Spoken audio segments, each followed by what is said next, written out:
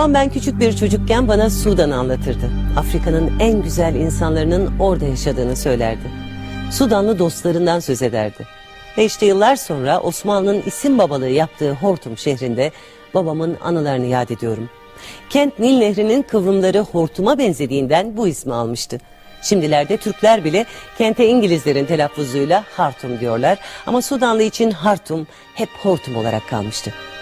Afrika'nın yüz ölçümü en büyük ülkesi Sudan. Üstelik petrol ve uranyum zengini.